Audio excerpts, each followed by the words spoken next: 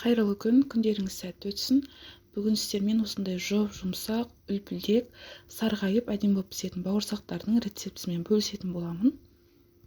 Дәл осы рецепті ресторанда істейтін повар кісіден сұрап алған болатынмын. Жасап көріңіздер. Заказға дәл осы рецептпен бауырсақ пісірсеңіздер де өте дәмді болып шығады. Дәл осы рецептпен пісірген бауырсақтарыңыз 5-6 күнге дейін осылай қатпай, жұмсақ болып тұра береді. Ең алдымен жылы сүтімізді ыдысымызға құямыз. Сүт міндетті түрде жылы болу керек.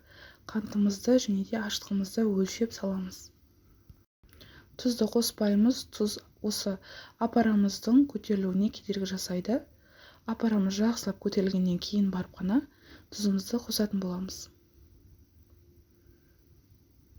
Бізде ашытқымен дайындалатын қамыр болғандықтан ұнымыз жақсы көтеріледі. Сондықтан шұңғылдау, илеуге ыңғайлы ыдысымызға саламыз. Ортасын осылай ашып, жылы суымызды, тұзымызды саламыз. Майонезімізді қосамыз. Және де жаңа көтерілген апарамыз жылы жерге қойғанда 15-20 минутта осылай көтеріледі. Апарамызды құйып, басқа ештеңе қоспай, тек осы құраммен қамырымызды жақсылап илейміз.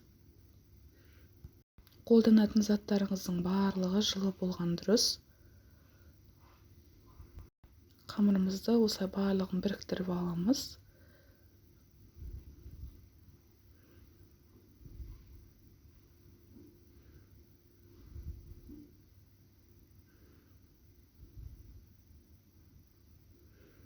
Барлығын біріктіріп алғаннан кейін қолымызға аз ғана сұйық май тамызып, осылай қайтарып илейміз. Бізде қолға жабыспайтын, жұмсақ осындай қамыр шығады.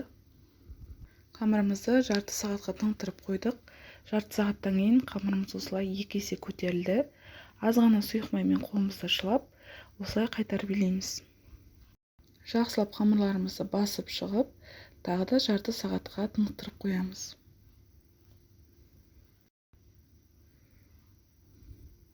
Жарты сағаттан кейін қамырымыз тағы да көтеріледі. Осы қамырымызды алып, 4 бөлікке бөліп аламыз.